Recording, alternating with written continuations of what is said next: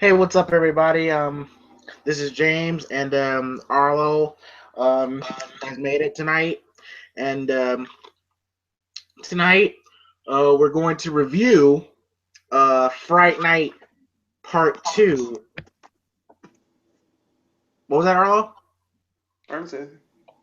Oh, but tonight we're going to review Fright Night Part 2, the sequel to the first Fright Night, which Mark and I reviewed last week. So at this point, everybody should know that Fright Night is my favorite vampire movie of all time. Again, I thought the characters are great. Uh, the story was great. The vampire was great. Everything about the movie was just awesome. So heading into Fright Night Part 2, the first thing I looked for in the very beginning was, okay, who's coming back? Because who's coming back? Because again, they do this thing in sequels where it's a sequel, but not everybody comes back. So I looked, and I was happy to see that William Ragsdale and Roddy McDowall, they both come back as Charley Brewster and Peter Vincent, which I thought was huge. Charlie, who was the main hero in the first film, him coming back, William Ragsdale was huge, and Peter Vincent, Roddy McDowall, who was the MVP in my opinion of the first film, him coming back, that was huge. And then we get these two coming back. Also get some new cast of characters and a new storyline.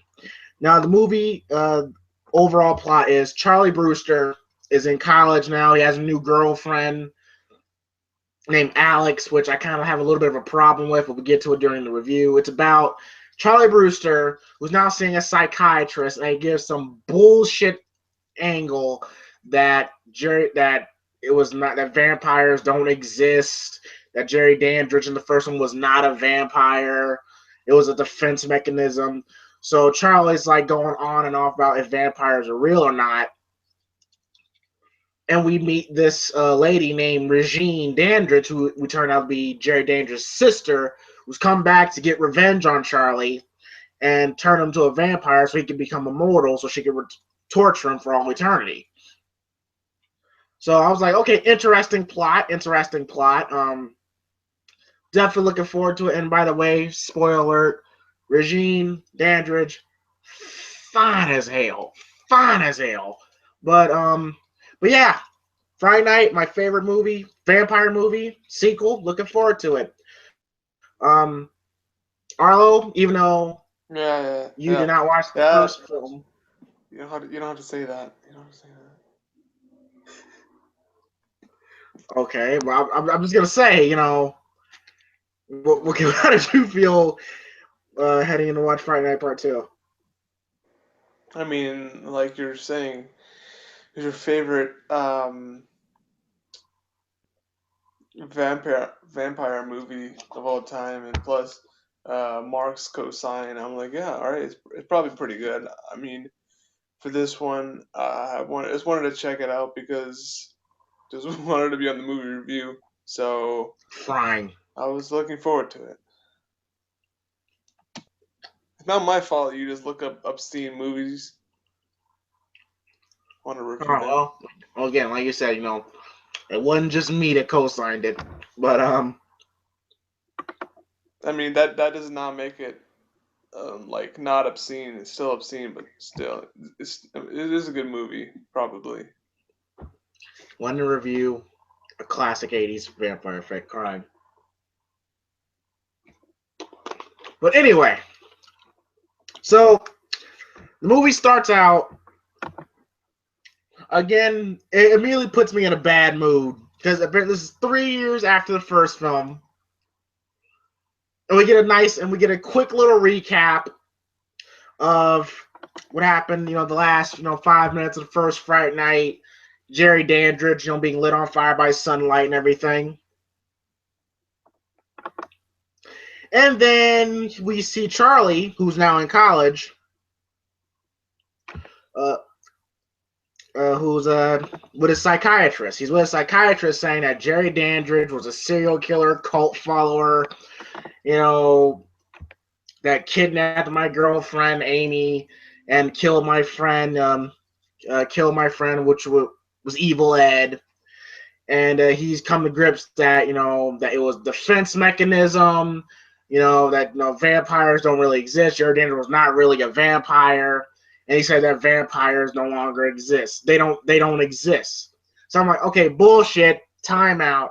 After everything that has happened to you in the first film, Charlie, you should fucking know as well as anybody that vampires exist. So I call bullshit on that. I mean, you almost died by the hands of a vampire, but okay. So then, Fright Night, Part 2 logo comes on. And we also get to meet Roddy McDowall, comes back once again as Peter Vincent. He's doing Fright Night. And of course, the people behind the scenes, they're kind of not liking how Roddy McDowall's doing things, say he's going off script, he's becoming useless whatsoever. So they're quietly plotting behind him to let him go soon. And then Roddy McDowall gets a phone call from Charlie, because apparently since the first film they don't really talk as much, because the psychiatrist is saying that Charlie's staying away from Peter, so so that way those memories don't come back again.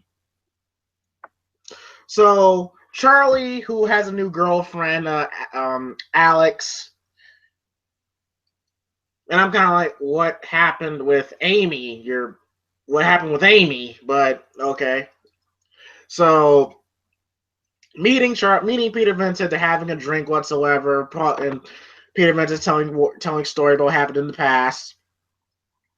So while this is going on, Charlie looks outside and he sees four coffins being taken into a car. So I'm like, okay, so this is how Charlie got in trouble the last time. Looked outside the window for too long and saw what he didn't need to see, and like even Charlie himself goes, "Oh no, not again." So he closes the window covers, and him and Alex are about to leave, and we see four people walking past him into an elevator. Now, Charlie, for the most part ignores this, but then he makes eye contact with one of the four, and it is Regine Dandridge, and they make eye contact. So Charlie, understandably so, is like fixated on this woman. And it was a nice little sound score, and by the way, and I forgot to mention this too, Brad Fiedel comes back to do the musical score for Fright Night Part 2, which I thought was a great choice. Tommy Lee Wallace, who directed Halloween 3, directed this film as well. And I know, Arlo, you say you don't really give a fuck about the musical score. Only thing you care about is what you see on the screen. You didn't get much of it now, but if you ever get the time out to actually watch the first Fright Night, he does, and Brad Fiedel, who did the score for the first two Terminator films, the musical score sets the tone for the film beautifully. So him coming back to do the score was a good choice. But anyway, he finds Regine, and she's fixated on her, and you can tell that she's kind of fixated on him a little bit. And then, so Alex and Charlie, they leave. And Charlie, before dropping Alex off, he wants to make out with Alex, who's played by Traci. I think her name was Traci Lind. Traci Lind. And she's like, "No, Charlie, I got a 7 a.m. class and everything." And then Charlie's like, "People actually go to school at 7 a.m. That's un-American, It's like, "Oh, you'll get a B plus, poor baby," and everything. So they make out. Then all of a sudden, we see like a point of view shot of a bat over Charlie's car. And as it lands on Charlie's car, and it's Regine laying on like on top of the car, looking very, very, very good, by the way. Very good. So So of course, Charlie, it's kind of like he wants to get serious with Traci, but then Traci's like with Alex, so she's like Charlie, stop, goodbye, Charlie, whatsoever, and Alex storms off. She storms off, but then something is following her. Something is following her, and it's and here's another thing I noticed that the school is unusually foggy. And a good friend of mine who watched this film as well kind of had a problem with that. Like why the fuck is the school all foggy and everything?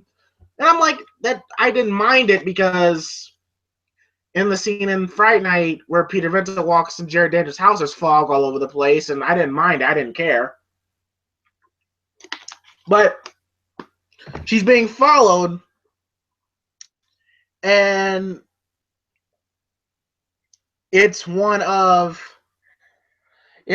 Regine's vampire, friends, I guess. And by the way, this vampire, the vampire follows another chick who leaves the building, and she stops to tie her shoes, and we see this vampire coming towards her with roller skates and bites her. Now I'm gonna get this out the way. I hated this vampire. I thought he was a bitch. He looked like a bitch.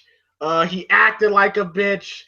He looked like an androgynous tranny. So as soon as I saw him, and as soon as I saw him more and more throughout the film, I hated his guts, and I could not wait for Peter Vincent or Charlie to fucking kill him.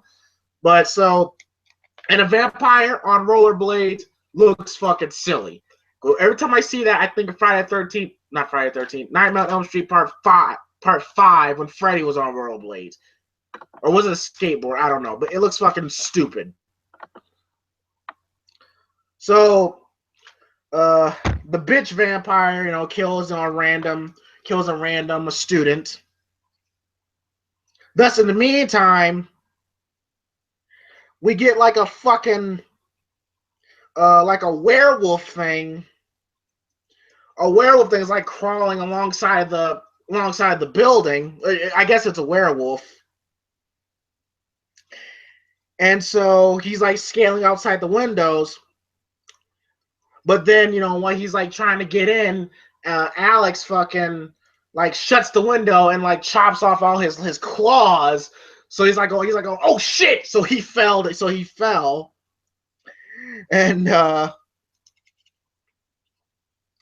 And then we also meet Brian Thompson, who was one of the people Arnold Schwarzenegger fucked up in the first Terminator, and he was also the villain in Cobra. Like you want to go to hell? You want to go to hell with me, pig? Like that guy. And he says, you're supposed to, you were supposed to bite her in the neck.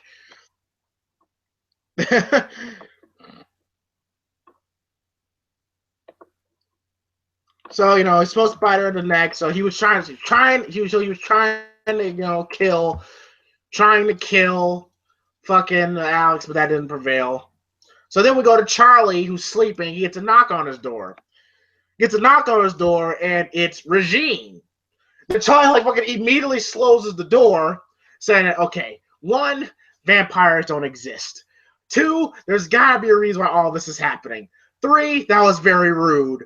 4, she's very, very beautiful. And 5, vampires don't exist.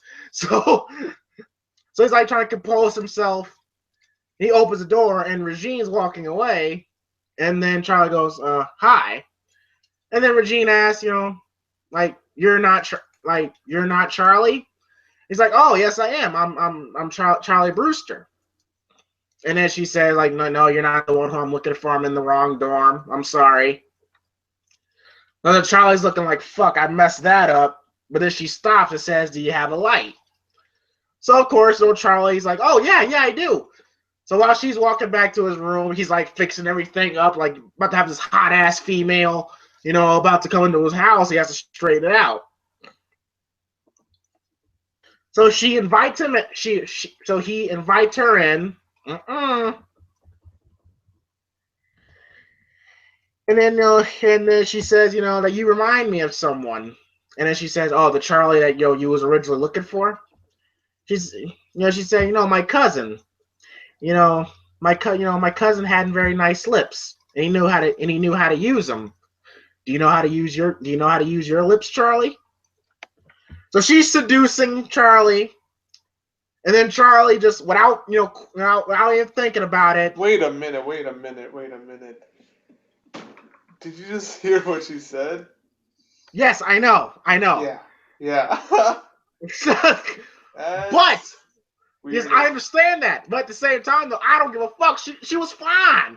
I didn't care, and Charlie I'll didn't be like, care wait, either. hold up. What did you just say? Bruh, bruh. First of all, did you not see how good she was looking? No, I agree with that, but that's weird. That is weird. That is weird. I agree. But Jeez. so she said, "Do you know how to use your lips, Charlie?" And then Charlie, who I guess he's just traumatized, fixated, goes to kiss her. They make out.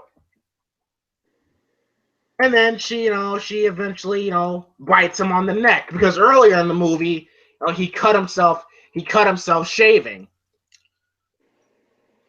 So she bites her, she bites him. Of course, Charlie wakes up thinking it's a nightmare. And then once he wakes up, he hears somebody knock on the door again. So Charlie, who's scared shitless, grabs a cross, opens the door, and it's Alex. And then Charlie, trying to say, like, "I'm sorry, Alex. I know I didn't mean what I did and everything." Then she's like, "Charlie, you're not acting like yourself. You're white. You're white as a paper and everything. You're very pale." And he says, and then he hugs her, and then he throws the cross away. And then Alex says, "You thought I was a vampire, didn't you?" And then Charlie says, again, he says he's sorry. So, also again, opening minutes of the film, introduction of the characters, introduced to Regine, Charlie's new girlfriend. A little bit of a slower pace because we're like 20 minutes in the movie. In the first 10 minutes of the movie, the good shit started happening. But I guess it's more building up. So not too bad. Arlo, your thoughts? Yeah, I agree. It was a pretty good build up. You just get introduced to the characters again and reintroduce us to some others from the previous movie. Um, and then you get a basic premise, and then that's what basically you're supposed to be doing that for the opening scene. And we see some nudity, some titties, so always good with that. And yeah, we got some attractive female characters, and that's shaping up to be a good movie. I agree.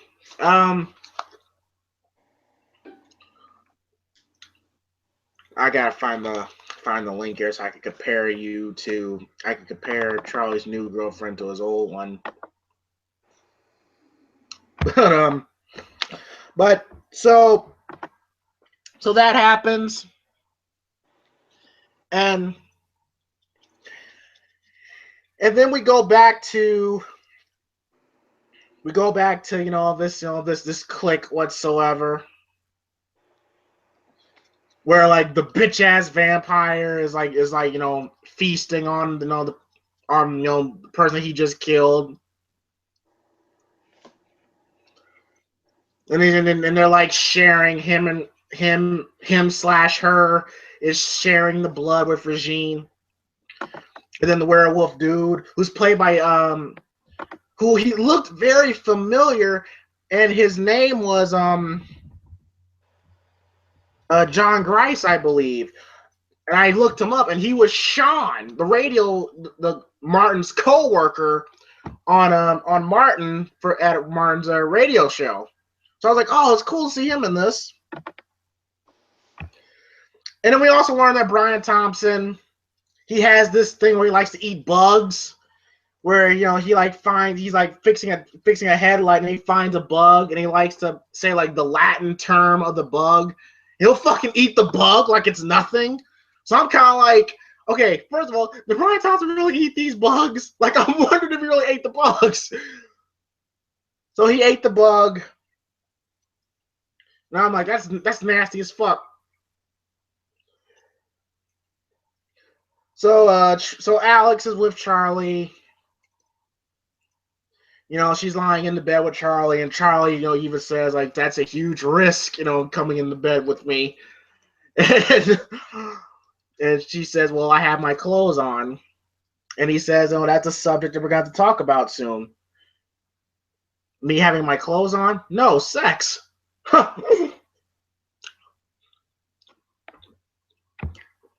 So Alex notices that his cut is still bleeding, so she wipes it off. And then, so Charley wakes up, and he starts feeling funny. He starts feeling weird. So he starts wearing, glasses. And he's talking to a psychiatrist again, saying, it felt so real.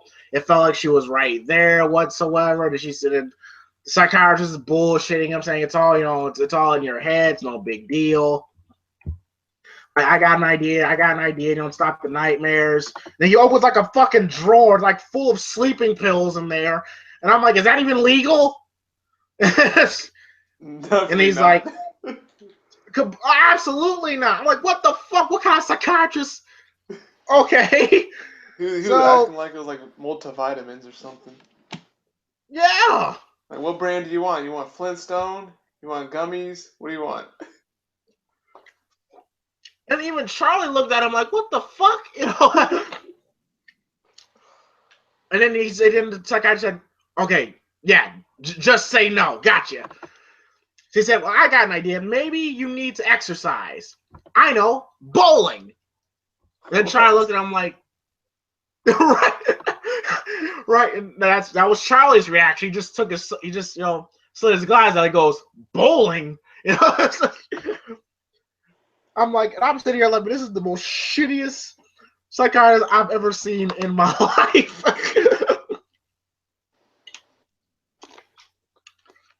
So Alex, is going into the she runs into Charley, bowling. And it's working, it's working. I guess he's having a good time. He says he's starting to feel better about himself. And she even notices that, that why you even have your sunglasses on. So she invites him to see an orchestra after she gets off work. So then one of Charley's friends wakes Charley up, when it's like in the evening time. That was key as well. He's wearing sunglasses and he's sleeping until nighttime. That's, remember that, folks. So his friend's saying, that I need your tie. I'm going on a date. I'm going on a date with someone who's really into art and everything. And she's fine as hell. So Charley's like rushing because he overslept. He's getting ready, to meet Alex. And then Charley, he's on his way to go see Alex. And then he sees Regine, with his friend of his. And Charley's like, what the fuck? So of course, Charley goes to investigate this. He goes and follows the limousine that they were driving in, and they go inside. And Charley's like, he's like staking out. But then he realizes, okay, what am I doing? This is fucking stupid. But then he sees the lights on the top floor come off. Of course, he goes to see this, and he sees Regine and that bitch-ass vampire putting a robe on him and putting a blindfold over him. So I'm like, okay, I see where this is going. So he, he climbs up the fire escape, and he looks at this, and he sees Regine, who's wearing a sexy ass dress, and sees the bitch ass vampire, who I just want to kill already. And they're feasting on Charlie's friend. They're biting him. And while this is going on, Alex, who's waiting on Charlie, she keeps getting more and more upset and getting more and more pissed off. But then the werewolf dude, who's in his human form, says, hey, you have an extra ticket, And so she says, you're in luck. And so Alex and the werewolf guy, they go in to watch the concert. So that's happening, and Charlie sees that, holy shit, my friend's just been bitten. So where does he go? He goes to Peter. He goes to Peter, tells him it's happening again. Like my friend, he needs help. We gotta do something. And then Peter Vincent, who's kind of like, I don't know about this. Maybe, your psychiatrist is right. And it just pisses off Charlie. Charlie said, you of all people, but you don't believe me. But he said, I'm going to go there. I'm going to get him by myself. And he grabs a stake and hammer and goes, you don't mind if I borrow this? And then Peter Vincent goes, Charlie, wait. And they go to Regine's apartment. Who lives in the same complex as Peter Vincent, by the way. So they go in there. And then, and Charlie's telling Peter, okay, you have your stakes, you have your crosses, you have your holy water. And then she said, they said, Charlie, I'm pretty sure there's nothing to worry about. And then Charlie notices, if there's nothing to worry about, then how come you're wearing that? Which is his fucking Peter Vincent clothes. Vampire killer clothes. So they knock on the doors, and this dude opens the door and looks fucking weird. And then they look at him, he's showing his vampire fangs. Peter Vincent freaks the fuck out, and then Charlie takes his cross out, and he goes, dude, relax, okay, it's no big deal. Roddy McDowall's reaction, to the vampire was hilarious. So they go in there, and they realize it's a party. It's a party. Peter Vincent showing him the plastic vampire fangs. Charlie had nothing to worry about. But Charlie said, keep your guard up. You never know. And they see Charlie's friend come out the room. And then he's like, oh my God, look how pale he looks. I'm going to go check on him whatsoever. So he goes to his friend and says, listen, we know what you're going through. Okay, we know what you're going through and everything.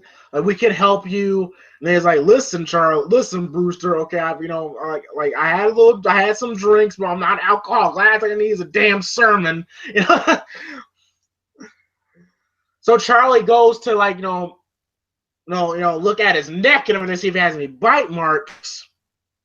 And then I kind of love how his friend looks at him like, what the fuck are you doing? It's like. And then Charlie says, it's not, it's not what it looks like. And then he said, oh, okay, you picked the wrong time to do this, Brewster.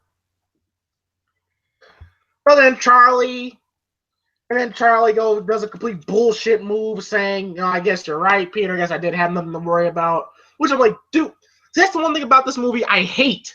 I hate this Charlie going, oh, I do believe. Oh, I don't believe. I do believe, but I don't believe. Like, stop it, dude. Again, Fright Night Part 1. After everything you've been through, you should know full damn well vampires are out there.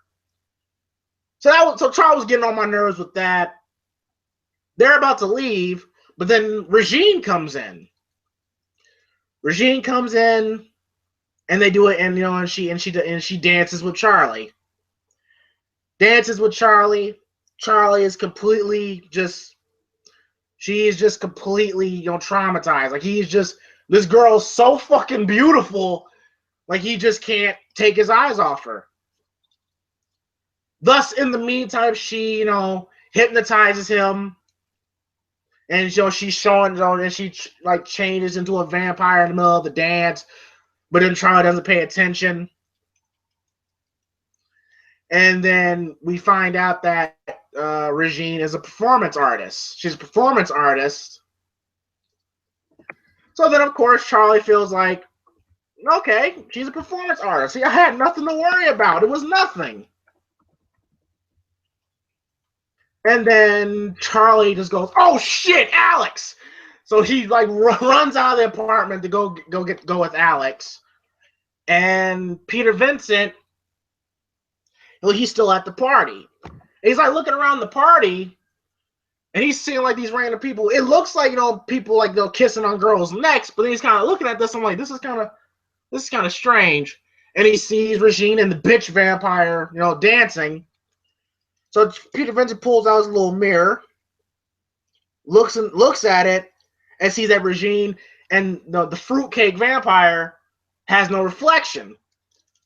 So of course this freaks Peter out. He goes to leave, but then of course Regine confronts him, saying, and then Peter Vincent tries to put the cross on her, but then she has like this power where that she has this power that crosses don't work on her.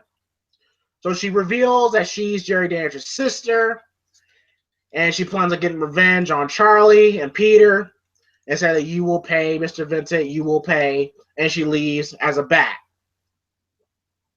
So from what it looks like, Arlo, that she's slowly changing Charley into a vampire, because again, he's wearing sunglasses, and he's sleeping into the night and whatsoever. We really get in depth into it later in the movie, but that's what it looks like it's going.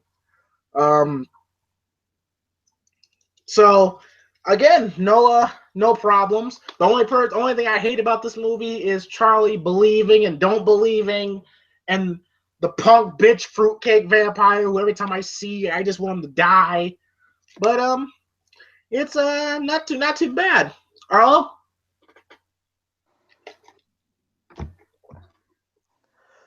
Yeah, it was going pretty smooth. I mean, some parts are rough around the edges. I mean, you can tell by the budget, it wasn't the most high profile um, movie with the casting and the whatever they're trying to do with it, the stage and all that kind of stuff. But they're performing it pretty well.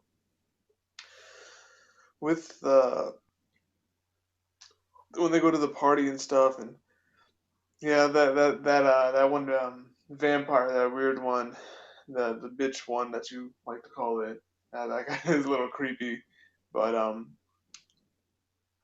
yeah, with Regine, that yeah, I can see why it got hypnotized and had to like dance with her and then go through it with it in his dream and stuff. Yeah, I can see that. I can see why. Um, and the part with him forgetting his girlfriend, that was really funny. Um, he's like, yeah, I was supposed to do something. Oh yeah, the only thing I was supposed to do that night. But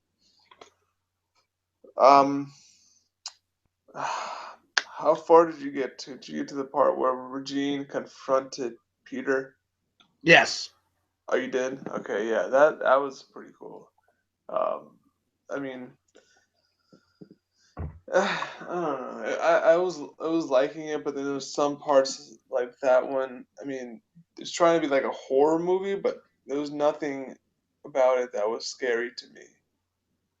I mean, maybe it's because I'm just way too used to jump cuts nowadays, because that ruins a lot of stuff, like horror and stuff. And a good nice build is like, what is this? What's happening? Like, you gotta wait, but yeah, it was going pretty well though. So let me ask you a question, Arlo. If Regine just showed up to your door, and if let's say you knew she was a vampire, would you still want to fuck her?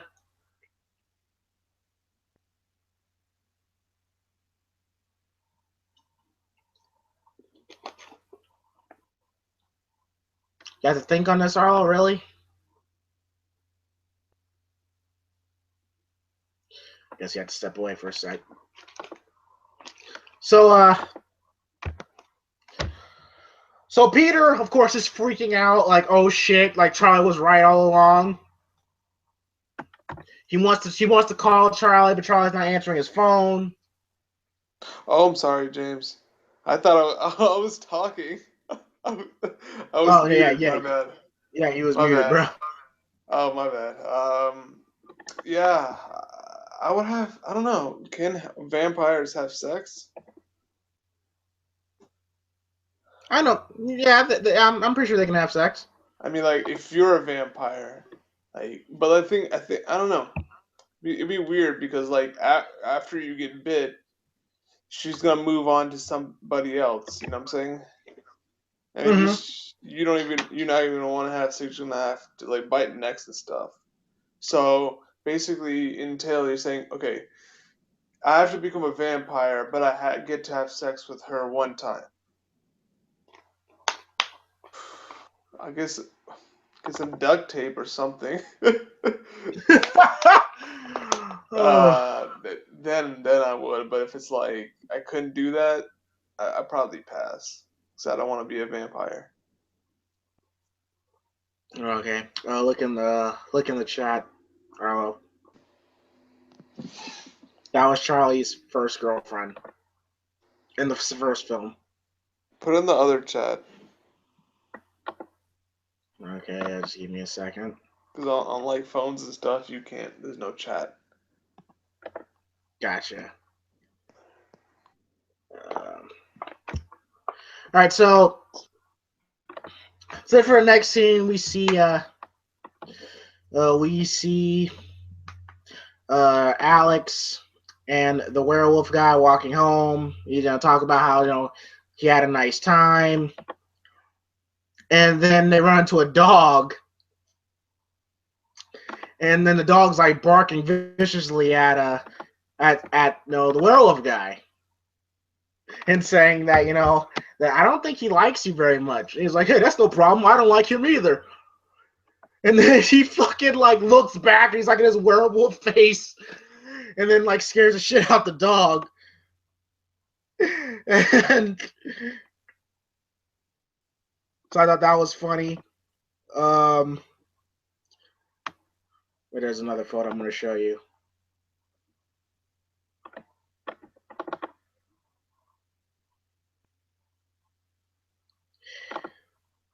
So he scared the dog, but I definitely chuckled at that.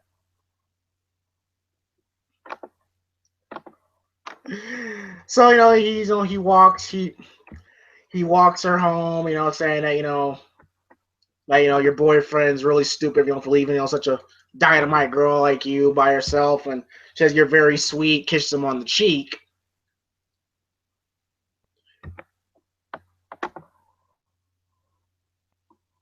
And then he's like happy about himself, and then Brian Thompson goes, "You're supposed to bite her in the neck, asshole."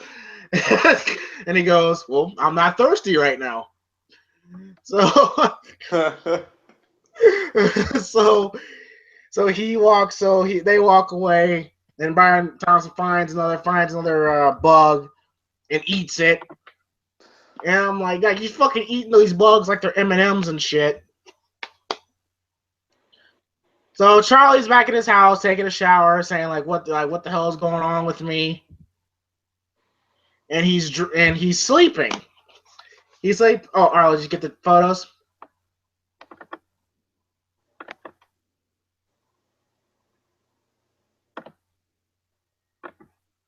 Make sure you're not muted again, bruh. What? Did you get the picture? The second one's 1,000 times better. I agree. And you know the show Made with Children, right? Yeah. She's the next door neighbor. Oh, fuck. I see it now. Yep, that's her. Yes. Yeah. Mark and I definitely put her over big time in the first review. Has that girl next door look? We can tell under deep down she's a freak. Yeah. I don't know. I just So, this short hair. Maybe she's another picture with her not with short hair. Short hair. the short hair. Well, she's broke Mark's heart. Found out that she's really a lesbian in real life. Oh, of course Mark would find that out. Yeah, that broke his heart, man. So let's get this out the way real quick. Amy, because that was her name, Amy or Alex. Amy's the one that you sent me. Yes. Alex. Easy. Okay. Easy. Again, Arlo didn't watch the first film, so forgive him. I mean, this is the picture you sent me. That. Yeah, true. The short hair, and maybe it's just a picture, but yeah, Alex true. looks a lot better. But so Charlie's sleeping, and this cloud of fog formulates in his room, and it's Regine. And I will say this. I will say this about Julie Carmen, who plays Regine. Now, the one thing that put over that market I put over big time in the first review, that Chris Sarandon, who played the main vampire, had a swag about him, had a cool factor about him. He had a certain swagger about him. Regine, Julie Carmen, how Julie Carmen is playing Regine, you can buy that she is his sister. Has the same cool factor, has the same swagger, has the same presence, and it's easier this movie. It's a lot easier in this movie because she's sexy as hell. So I thought Julie Carmen was doing a great job as Regine, but Regine, again, looking fine as hell, is in Charlie's room. She gets in the bed with him. And then I'm like, God damn, what I would do to wake up and know that Regine was in my bedroom, in my bed. She takes Charlie's band-aids off. I don't know where she either bit it or like kissed it or whatsoever. I think she bit it. So that's going on, and Peter Vincent, he's still trying to call Charlie. And he's got like his big cross on him. He's surrounded by garlic and everything. Then of course, Peter Vincent wakes up and he's like, I'm gonna go to Charlie, while he's at school. So Charlie wants to make it up with Alex, who was looking fucking sexy as hell in her little short, little tied up hair and her glasses. He said Charlie gives her flowers and tell her like forgive me and everything. Like, I've been acting very strangely. I don't know what's been going on with me. So then ultimately Charlie wants to make it up with her, wants to make it up to her, wants to buy her dinner and come study with her and everything. So while this goes on, Peter Vincent, he goes to his TV station, and he realized that he's been fired. He's been fired, saying that your act is old, it's played out, it's cliche, it's not good anymore. We hired somebody else. And fucking Regine took Peter Vincent's job. And then, so he's like, no, she's a vampire. She's a vampire. She like she's doing like she's doing. I knew she would do this and everything. So Peter Vincent's out of the job, and his reaction was just priceless. So he goes to Charlie and says, listen, Charlie, look, you're right. You're absolutely right. She is a vampire. She casts no reflection in the mirror. And then Charlie, who was pissing me off, saying, again, there's no such thing as vampires. Like you're overreacting, Peter. And then even Charlie's girlfriend Alex was in on this, saying, I think you're wasting your time, Peter. And then I like how Roddy McDowall's acting. Is like, how can you say that, Charlie? After everything we've been through, don't you remember? And then Roddy McDowall does a great job acting in this scene. He does a great job acting in this scene, particular. Him being shocked at the fact that Charlie does not believe him. Again, Roddy McDowall was spectacular as Peter Vincent. And then he says, like, I warned you. Don't tell me. You ain't gonna say I didn't warn you. So of course, Peter Vincent packs up his shit, gets the fuck out of town as quickly as he can, of course.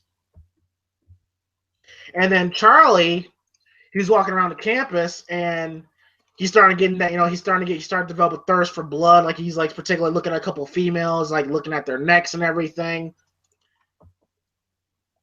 And then it gets to a point where he starts not liking, reacting to garlic. He's eating a slice of pizza, and the cooker said on that secret ingredient was like a whole bulk of garlic on the whole pizza. Of course, Charlie spits this out, so he's slowly starting to become a vampire, which I like that aspect. He goes see a psychiatrist. Of course, he's not. He's not in at the moment. So Charlie, he desperately tries to find Peter. Peter's not home, and while this happens, he finds out that his friend, who we thought was fucking a vampire, was he a vampire? Whether he was or not, we find out that he's dead. He's on the news whatsoever. So Brian Thompson comes in, the bug eater. He comes in, and Charlie follows Thompson, and he finds two caskets. There are two caskets in the basement. First of all, he finds the bitch vampire. So I'm hoping this motherfucker goes complete, Edward Frog Lost Boys on him. Take a stick and kill him. Just kill him right now. And Charlie's about to do it. He breaks apart a wooden chair. He's about to do it, but then Brian Thompson comes in.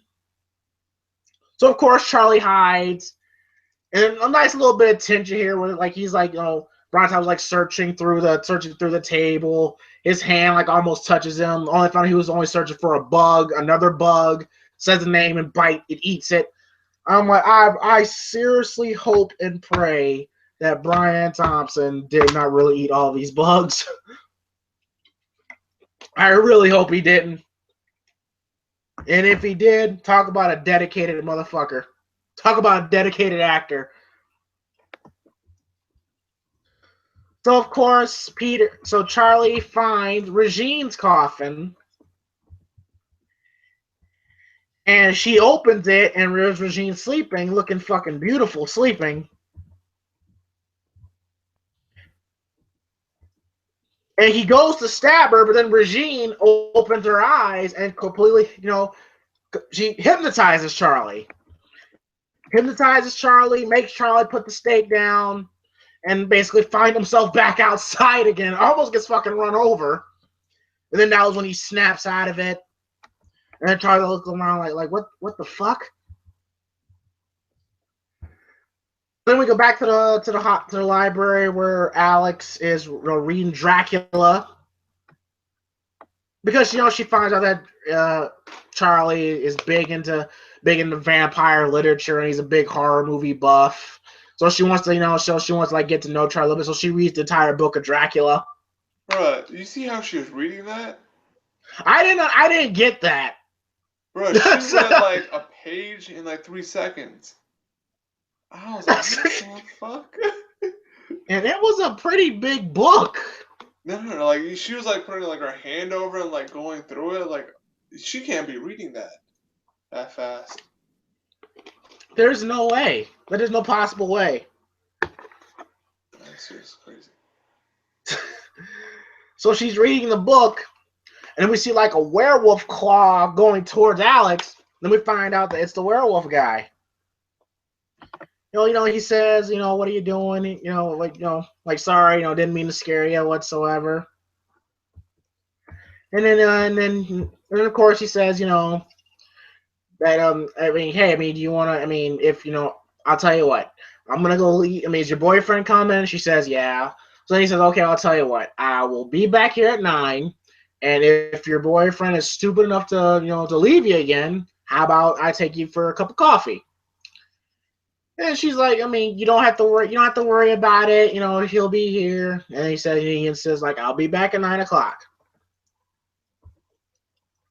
So then, of course, she goes back. So she goes back into goes back to reading the Dracula book. She leaves, and then Brian Thompson and the fruitcake vampire run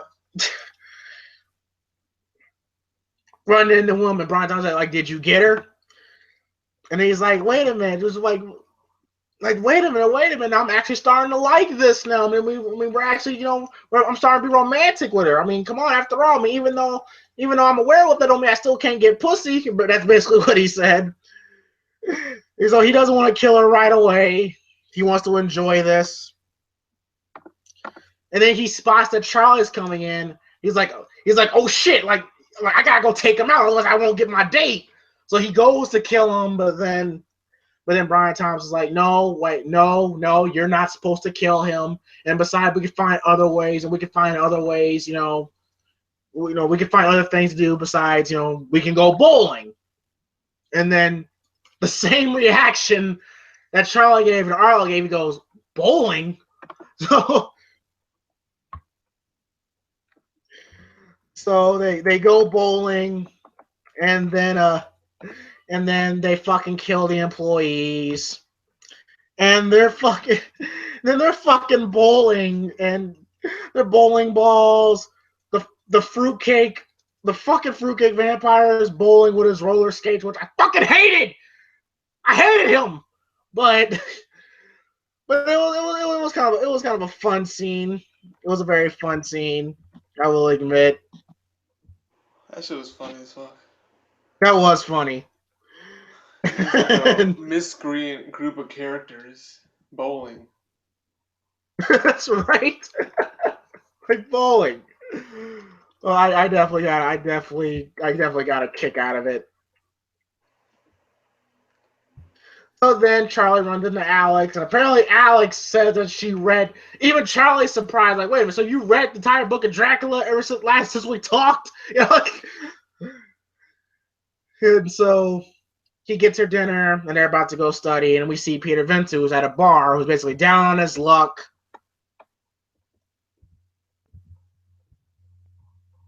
And then we go back to the bowling. The bowling alley, and this scene made me fucking laugh so hard. The fucking werewolf guy pulls a prank on Brian Thompson, and Brian Thompson, he's waiting for another bowling ball to come, and then fucking the werewolf guy replaced the bowling ball with his head. Then Brian Thompson went, ah, so he freaks out. And then he gets pissed off, run towards him, goes to choke the shit out of him. And then he's like, "Is it the joke? Is it the joke? Like, get your hands off me! Get your hands off me!" And then they're about to, so he's trying to choke the shit out of them. They're screaming at each other, and he slowly started turning into a werewolf. And then the fucking bitch ass, pussy ass, fruitcake ass vampire is looking at them, wiping his lips and everything. And I'm like, kill this motherfucker! Kill him, please! Kill him! He's a bitch! So he turned on the TV, and Fright Night comes on, which was Peter Ventu's show. It was Peter Ventu's show, and then and Peter's watching this, and Charlie and Alex watched this on his little portable TV, because back in the days, that's when they had portable TVs where you could just take it with you. Have you ever actually used one of those, Arlo?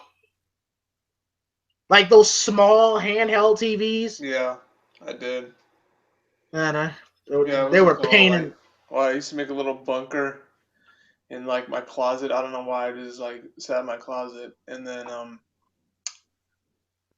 made a little bunker, and then had that little TV. It had 2 channels, but only 2-3 channels. Yeah. Yeah. Yeah. I used to have one when I was little, where this was 2002, back when WWE SmackDown was the shit. And then a relative of mine would always have to use the TV, around SmackDown time. So those portable TVs came in handy. Yeah. But I think SmackDown was on UPN at the time. Yeah. So they're watching Fright Night, and Charlie's going, where's Peter? And she said, Peter's no longer here. We're going to introduce you to the new host, Regine. And then Regine does like a very good scene here. She's doing like a little dance. She's doing a nice little seductive introductory dance. Doing actually a very good job at it. Then she like grows claws, and then like she has the ability to like make bite marks appear on her neck, and she's like pushing blood out. Then of course special effects people are like, wait, how did she do that? And they go, no, like the lighting people go, wait, how did she do that? Oh, special effects. And then Peter's getting like pissed off, and then one of the people come up to Peter, and he goes, wait a minute, do I know you? And great moment by Roddy right now, great acting by him on this scene. Badass moment for Roddy McDowall. He goes, wait, don't I know you? And he goes, yeah, I'm a vampire killer. And it was, no, come on, seriously, where do I know you from? And then he goes, I'm a vampire killer. Wait a minute, what?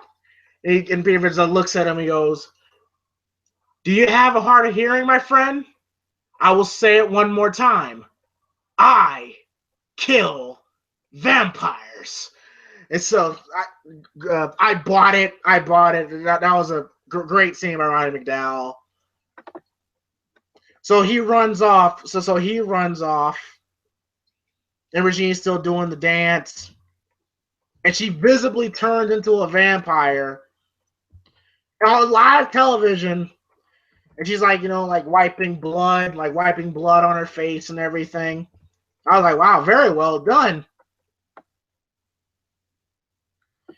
And then, Charlie, he's kind of, he's kind of like getting a little grossed out by it. Then he turns off the TV, and Alex is like, wait a minute, that was interesting. Why'd you turn it off? And he's like, I need some water. I need some water. So she goes to get him some water. And then Peter Vincent arrives at the TV station. And I'm like, oh, boy. So then, of course, the werewolf dude, he comes in, harasses Alex. And then, of course, he starts to change to a werewolf. So I'm like, come on, it's playtime. Of course, they run off. And the werewolf guy's chasing out Alex and Charlie. They get to the point where, Charlie, the werewolf guy has Charlie grounded. He's about to bite him. And then Alex shoves roses in the werewolf guy's face, and he jumps out. And I like Charlie when he goes, okay, now that was not group hypnosis. And then she's like, roses. Oh, God, thank God you read that book. Otherwise, I would have been dead. So then they go to watch. This was the funniest fucking part of the movie, no question. Regine is about to close. She's about to close the show, Fright Night. And fucking Peter Vincent has like a steak in his hand. He comes running in like a man, like, ah! Tries to kill her on national television. And of course she's screaming like, ah, get him away from me. And then, so they carry Peter Vincent on, making him look like a complete madman. I was like, just the camera shot of Peter Vincent from backstage, him just running out the stab room, just fucking killed me. So of course he's arrested, and he's like, she's a vampire. She's a vampire. So Alex and Charlie, they try to get to Peter, but then they get arrested. And so now they're both in jail. So now it looks like Regine's now taken over is basically slowly Charlie into a vampire, thus taking over the show Fright Night. So far, Regine's plan is working to perfection at the very moment. Again, I like the werewolf guy. I thought he's been a character thus far in this movie, and I like Brian Thompson, though the bug eating gimmick. Fuck that fruitcake vampire. The scene with them bowling was just priceless. again, like some good shit we're seeing here. Arlo?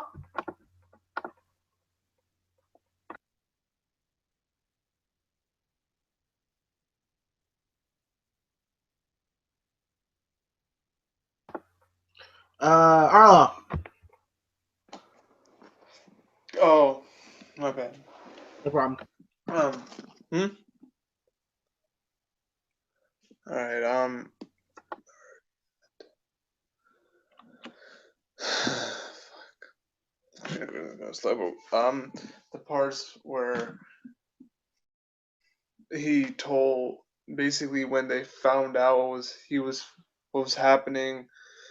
I like that. I mean, the whole scene where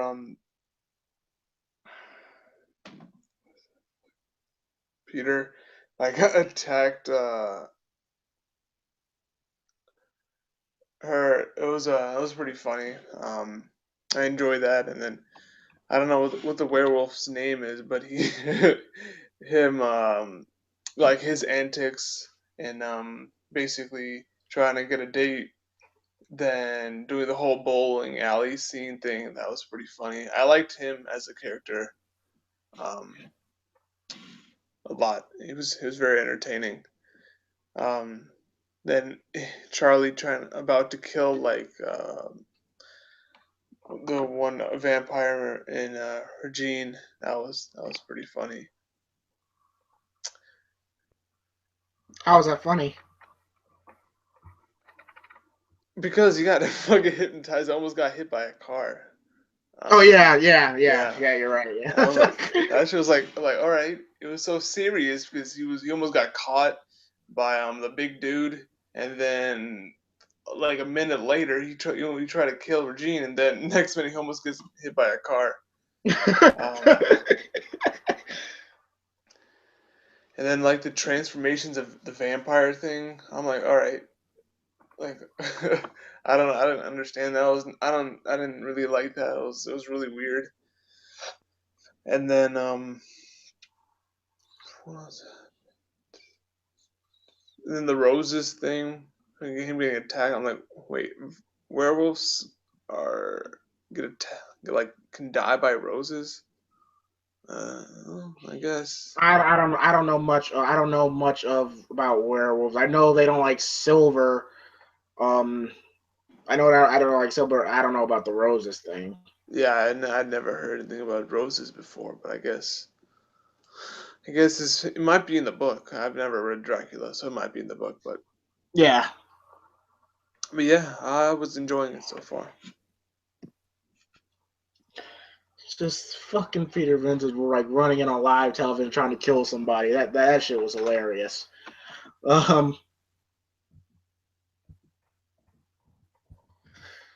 Right, so Peter Vincent is at the police station trying to explain to them, like, hey, listen, like, there are vampires out there. You gotta believe me. And of course, the police officer is saying, that it's sad. It's really sad. I grew up watching him, and then Peter Vincent is trying to explain to them, and uh, the police officer says, listen, Mr. Vincent, we care about you and we want to help you. It's like, you want to help me? You know how you can help me? Go out there, get some vampires and bring them in here so I can kill them. So then of course they call the state hospital, and then they put them in the fucking insane asylum. And the look on his face, he's like, state hospital? Man, I'm just as sane as you. Oh my god, Roddy McDowall was killing me once again, like he did in the first film. And Charlie is in jail, and then Regine bails him out. And then, thus, in the meantime, Charlie's a psychiatrist bails Alex out. But so of course, so it's fucking Roddy McDowall going into the insane asylum. And then one of the dudes like, hey, you're Peter Vincent. I love your movies, man.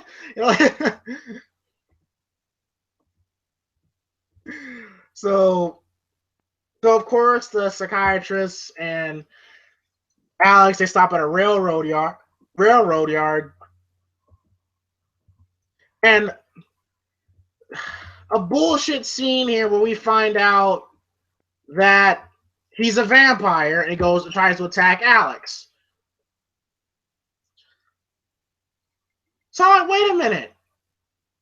He's a vampire. Now, either Regine and her crew attacked him before, or was she a vampire the whole time? Now they don't explain this at all. You cannot tell me he's been a vampire this whole time because he's been doing sessions in the fucking daylight. He's been doing sessions in broad daylight. But they don't even explain how he became a vampire, which was very lazy writing. So she tries to attack Alex, and then she hits him with a rock, and then she stabs him with a like a little piece of wood. And then his death scene was lame, you know. She stabs and goes, "Oh, you didn't push hard enough." And wait, I can take care of it. And then he falls over, and the fucking piece of wood is driven further into his chest. And then I'm like, that was lame. That was lame. That really was. Even though I hated Psychiatrist, you know, but his death scene was rather mediocre. Of course, we get back to Regine and taking Charlie to her apartment. And again, he's just hypnotized by her. Charlie's at Regine's fingertips. And she goes, and so Alex. Now I love the Amy character. I really do love the Amy character, but I really do like the Alice character too. Because in a way, she does more than Alex. I mean, she does more than Amy did. So she goes and tries to break Peter Vincent out of the mental institution, posing as a psychiatrist. At first they don't buy it, but then she's rather convincing at it. And then like the same wacko dude's like, "You're here to get Peter Vincent out of here so you go kill some vampires like he does in his movies?" And so she meets Peter Vincent, tries to get him out. But then, her cover's blown, that she's not really who she says she is. So she calls 911. So one of the front desk people calls 911, but that same whacked out Peter Vincent fan, who's actually pretty fucking cool. He knocks her out and then causes an alarm and beats up the person I was watching Peter Vincent's door, and it says, "All right, here you go, Peter Vincent. Now go on and kill some vampires." And then Peter Vincent goes, "Thank you." Has that okay look on his face. Again, he was cool. Like he got Peter Vincent and Alex out of there. So I'm like, okay, so he was a cool whack job. Definitely like to see more of him, to be perfectly honest with you. So of course they're driving, and then Peter Vincent tells, I like this line. I like this line where he says that we're getting prepared for war. We're about to go to war. We must prepare ourselves. So he says, "No, we need holy water and some communion papers." And then Al goes, "No, wait a minute. No, just like how they do with vampires. Am I going to go to hell for this?" And they go into a church. They get the holy water out, and then he has a cloak. Then he looks up, and Peter Vincent looks up and goes, "I'm only gonna borrow this, okay? I promise. Please forgive me." So then they go back into Regine, and that fucking fruitcake vampire is giving Charlie a bath. Now, if I'm Charlie, even though Charlie's is basically under hypnosis, I'm telling him, "Man, get the fuck away from me. Regine, you can bathe me, but bro, if you don't get the fuck away from me, fucking bitch." But Regine tells Charlie her master plan, saying that, you know why I'm doing this for you, Charlie? You know, you're going to be thirsty for blood soon, and this way you'll be immortal, and in this way I can torture you for all eternity. And she kisses him on the cheek. And I'm like, God damn. So Peter, Vincent, and Alex, they go to his apartment. They build weapons. I like the little cross. I like the little crossbow thing. It's not a crossbow, but it's like sharpened up little stakes into a crossbow thing. He has like holy water on his Peter Vincent got holy water on his back. He can spray it at people like an exterminator. And then Peter Vincent and Alex, they try to basically go on the ledge of the apartment to go into Regine's apartment. And of course, Peter Vincent's scared shitless. He almost falls. And then they see Charlie laying on a couch, and his friend Richard is like, hey, Charlie, glad you're gonna be one of us and everything. Yeah, Regine's pissed off at you, but she has a sense of humor. And then Charlie asks, wait a minute, what about the bite marks that was on your neck? And he says, makeup.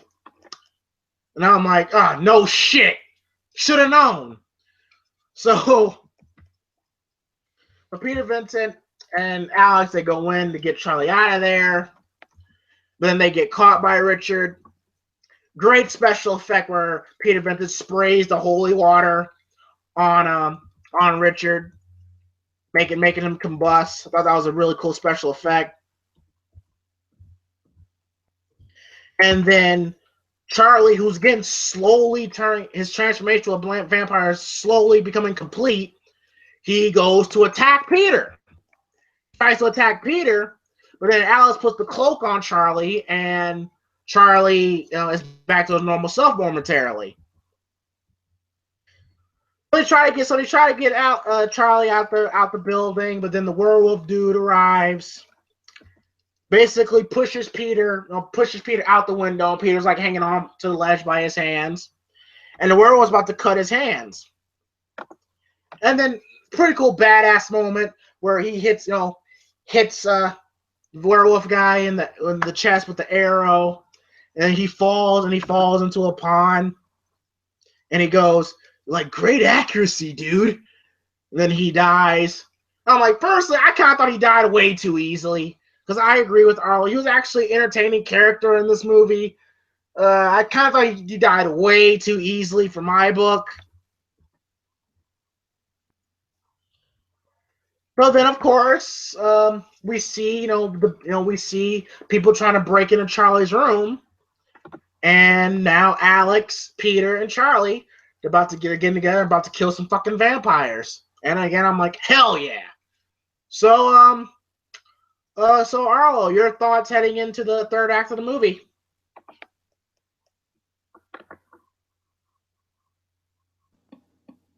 I really liked when she got Peter out the hospital. I was like, okay, all right, she got to do something to get him out. So this might as well do something that would make sense. I would. I didn't like how they had the plan the plan that they were doing, trying to do shit on, but I guess it was okay. And then the werewolf dude, like you said, yeah, I didn't want him to die. It was good. And then not Peter's friend. What was his name? It started with a D. Cool. Charlie's friend. What was his name? I think his name is Richard. Oh, Richard, yeah. Him dying, yeah. He didn't do shit so good. Didn't really matter. The psychiatrist becoming a vampire. I'm like, well, how? How? Yeah, how? How? I don't understand. because he was fine And they and stuff the never entire explain how time. he became a vampire. Yeah, I'm like, I don't understand any of it. Like, okay, he's a vampire, but come on, a little bit better story writing, please. It was really lazy with the writing. I really did not like the writing in the movie. I mean, performances were for what it was and for the actors and stuff. It was pretty good. I'll give it that. But yeah, it fell off a little bit, and it was going good, but then it was like a little, I don't know what to say. It was not too comical because it's supposed to be a comedy and stuff, but like I don't know, it just fell off from like a really good movie to like, okay, this is what they're doing. All right, but Well, still entertaining though. yeah, it's entertaining. It's entertaining, yes. And so, um, so we get to a very, again, I thought this third act here was fun as hell. I really thought it was very entertaining. So Charlie, Peter, and Alex are together, and they find the pussy vampire. And I'm like, kill him! Kill him! And Charlie shoots him, but then he like vanishes. And then Brian Thompson comes in. Peter Vincent goes to shoot at him with his little arrow thing, but then he catches him. I'm like, damn, that's some quick hands. And then the fruitcake grabs Alex, and Regine comes in. She comes in, and she says, "Welcome to Fright Night." And then the fucking like room like lights up in fire. I thought that was badass. I mean, Chris Sarandon did the same thing in the first film. I thought that was cool, but then how Regine did, I thought that was more badass in my opinion. So she looks at Charlie, goes, "Are you hungry, Charlie? Well, come over here and kiss me." And I'm like, "Oh fuck!" And then Charlie, understandably so, goes towards Regine. Because again, Regine looking good as hell once again. So Alex tries to stop him, but then he like pushes her off. Then Brian Thompson knocks out Peter Vincent. And then Alex is getting prepared as a sacrifice to be Charlie's first victim. So then Charlie drops his gun, takes off the cloak, and she's trying to tell Charlie that Charlie, I love you, Charlie. And he's about to bite her, but then he musters up the strength to not bite her, and then takes the fruitcake's fingernails and have him stab Brian Thompson in the stomach, like and cut him open. I'm like, okay, that was cool. That was cool, and I thought this was a really cool death by Brian Thompson. You know, like he sits down and all the bugs that he's eaten, I guess, like over the centuries, it's all flowing out of his stomach and shit. I'm like, that was really cool. And then so it's really dark in the room, and the doors are locked, and the punk bitch vampire is coming at them with rollerblades. I'm like, why rollerblades? Why? Why does he have to have rollerblades to kill somebody? So he's coming at Charlie and Alex and Peter. And then they grab the cloak. They put the cloak on the fruitcake vampire. And he's screaming like a bitch. And he's like glowing up, but then he melts in the cloak. Great special effect. Great special effect. But I'm sitting here saying to myself, like, fuck yeah, kill that motherfucker, yes. So she died, and I'm like, yes, I hated that fucking pussy, hated him. I was happy to see that Charley killed his ass, him, her, whatever the fuck she was supposed to be. So we see Regine, who's screaming, roaring at the three. Peter Vincent pulls back the curtain, tries to throw sunlight at her, but then she flies, and then then she turns into a bat and flies away. And Regine is trying to go back into the bottom of the building, get back into her coffin. And so they stopped the elevator from going down because he was in an elevator, and you could hear Regine trying to pound her way through the bottom of the elevator. So Charley says, we gotta cut her off somehow. And then Peter said, why can't we just wait until the sun's down? She says, it'll be too late because I'll be dead by then. So they go reach to the bottom.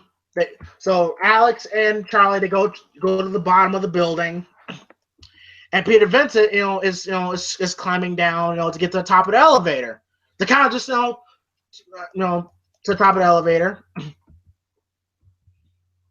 And then they put I think they put what did they put in there? I forgot. I think a communion. I think those communion crackers.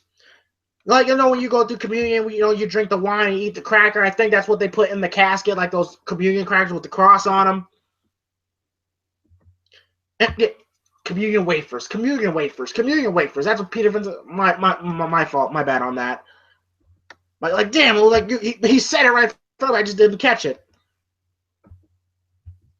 So Peter Vincent, he's on top of the elevator. He tries to open the door, and the fucking monster Regine lunges towards Peter. And of course, this scares the fuck out of Peter, so he closes the door on her face. And I'm like, well, she's no longer fine no more. Again, I love the look on the monster. I thought it was really well done. So she lunges towards Peter, and Peter goes back. I say back, you demon. And she turned into a bat, tries to get into her coffin, but she can't get into her coffin. And then in the meantime, she knocks out Alex. And then Regine's back to her normal self, saying that, now come on, Charley. You thought I wasn't going to give up that easy? You destroyed my coffin, but I got other places to hang my hat. Come on, take my hand. And I'm sitting here how could a woman be so hot? I want to fuck this girl, but I know I will die. That's the thing. I think it could be worth it with her. I don't know. So, Julie Carmen is fucking beautiful. So she tells Charley to take her hand. Basically, if you take my hand, you're gonna be, my slave for all eternity. And then Peter Vincent, he sees this. I mean, it looks like he's about to run away, and Julie thinks, not Julie, Regine thinks so. Man, Peter Vincent goes, he breaks a piece of a mirror, and then while Regine, reaches her hand out to Charley, and Charley goes out to grab her hand, Peter Vincent, casts a reflection of sunlight down to the middle of the room where Regine was in. And I kind of thought this was a little... Again, the special effect of when Regine dies while she's in the sunlight, her bursting in the flames. Cool effect. She gets into her casket, like, get in your casket, bitch. But the Bordello blood reference. But I like the special effect, but I kind of thought her death scene was a little half-assed to me. I kind of expect a little bit more. Like, all Peter had to do was just cast the reflection down on her and follow her as she's going everywhere. I kind of thought maybe, Alex would kind of stake her through the heart or something. It was a cool effect, but I not the biggest fan of her death scene. And then, of course, I was a little bit sad that Regine died, but again, it had to happen. Just like in the first film, how you like the vampire, and even though you understand it had to happen, it kind of fucking sucked when he died the same way here. So Regine dies, and they're all happily, Alex and Charlie are happily ever after. And then for the ending scene, we get to Charlie and Alex, laying on the grass, saying, Alex, writing the story down, and she's like, now who's gonna believe me? And then Charlie said, oh, I believe you. I'm always gonna believe you. And then Charlie discusses their future together, and maybe we can rent an apartment, get married, make babies, own a farm, own a mule. I get to learn how to play banjo. The perfect life. And then Alex says, well, that takes practice, What, raising a mule? And she says, no, making babies. And then she pulls the cover over them, and then they make out, and that's the end of the movie. So, and again, so Charlie, salute to you, bro. So there's the ending scene. Before I give my final thoughts, all your thoughts on the final scenes and overall thoughts on the movie and your rating. All right. The final scenes were him then basically destroyed the three. I mean, one wasn't a vampire. One was I don't even know what the fuck that was. But the two Yeah. vampires and the one thing, um, like the when he they cut him open and stuff, like the worms and the bugs and stuff coming out. That was pretty nasty. Yeah, But it was kind of smart how they did it. And then yeah, just killing him with a cloak. I didn't really like that. I mean, I don't know. I mean, I don't know what they were going for with this. It was PG-13 or rated R. It was rated R. It was rated R. They could have done a little bit more with it. To be honest, if it's rated R, they could have done a stake to the heart. They could have. I don't care. I didn't care. I didn't care. I wanted him to die so bad.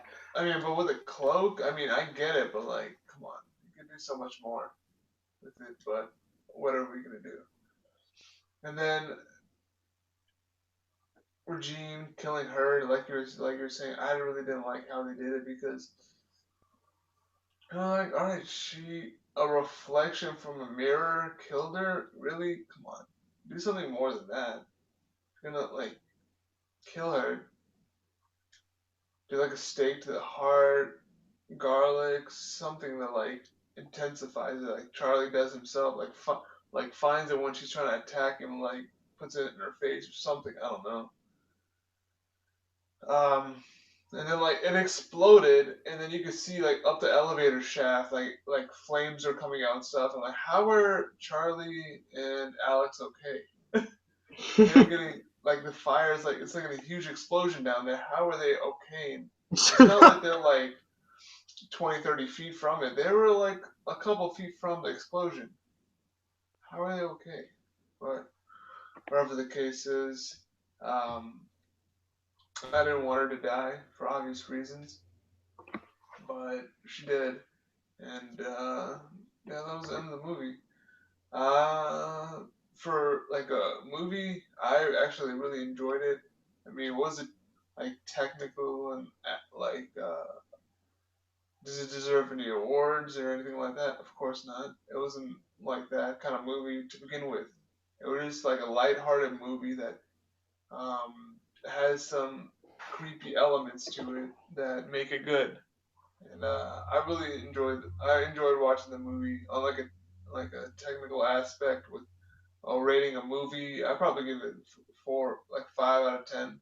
It was a good movie, but it was an entertaining movie. It's more like a popcorn movie than a damn. This is a good actress. Or this is a great performance. It was damn. This is an entertaining movie, and yeah, enjoyed it though. All right. Well, for my overall thoughts of the movie, like I thought it was a solid, entertaining sequel to the first Fright Night. William Ragsdale as Charlie, even though his character was pissing me off, on his like duh moments in the movie. Like, duh, vampires do exist. Duh, they don't exist. Even though I hated those moments of Charlie, but I thought he still did a good job. I hated his haircut. I did not like his doofus haircut.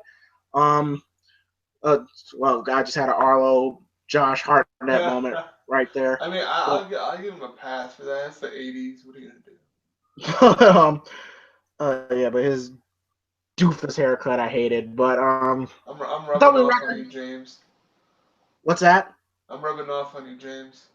I guess so. Um, um, Malcolm Roddy McDowall as Peter Vincent. He was spectacular once again. He did another great job. He was great in the first film. He's great here. I fucking miss Roddy McDowall as an actor. Great actor. Definitely miss him. Just seeing Charlie and Peter Vincent together fucking up vampires, that was cool. Like that when I first found out they were in it, that alone sold me on the film because I love their characters in the first film. Um, Julie Carmen as Regine was great as the vampire out for revenge. Not as good as Chris Sarandon in the first film, but still really good. I guess she had a cool factor, had a swag factor. The way she carried herself had a mystique about her. All the same elements why Mark and I put over the Jerry Dandridge character in the first review is the same reason why I'm pretty sure Mark would enjoy about her in the second film. You could buy the brother and sister. And again, Julie Carmen is just sexy as hell in this movie. Again, like I said, maybe I'll let her bite me if I got a chance to fuck her. I don't know. I see some recent pictures of her too. She still looks good. Still looks good. But Traci Lind as Alex, she was okay. Even though I love the Amy character, and I can say that she's my overall favorite Charlie girlfriend, I will give Alex credit. She does the most. I mean, she gets Peter out of prison, out of insane asylum. She helps Charlie. I liked her. I like the supporting characters besides the pussy vampire. I like Brian Thompson. I like the werewolf guy. I thought they were very entertaining. Yeah, just a good double feature. If you wanted to watch Fright Night 1 and Fright Night 2 back to back, it's a good double feature. It's a good double feature on a nice Friday, Saturday night. So I gave the first Fright Night, I think I gave it a 10 or a 9. I'll give this first Fright Night, I'll give it it's a step below. It's not better than the first film, that's for damn sure. It's a step below, but it's still entertaining. So I'll give it a 8.5, 8.5, 8.5 out of 10. I really enjoy this film. Again, Friday Night 1 and 2, two really good vampire films. So there you have it. There's your Fright Night Part 2 movie review. Next week, to complete this series, is the remake. Fright Night, it came out in 2011 with Colin Farrell, Anton Yelchin, and David Tennant from Doctor Who. I'll save my thoughts on that film next week, and I got a feeling that you guys will not want to miss it. Yeah, I definitely had problems with this film. So, you can find Arlo at Clean Silverware, and of course, you can find him on BlitzSportsNetwork.com.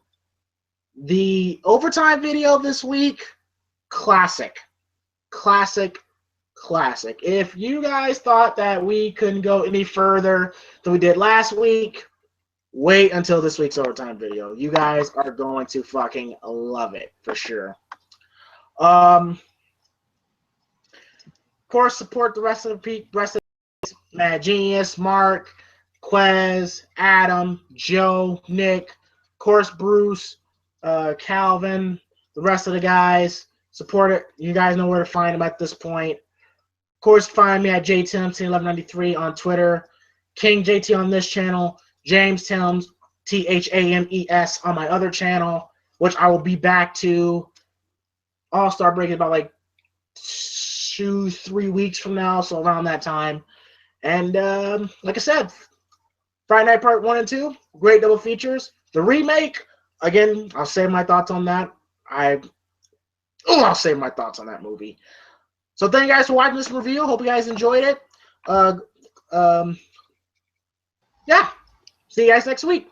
We are out. Peace.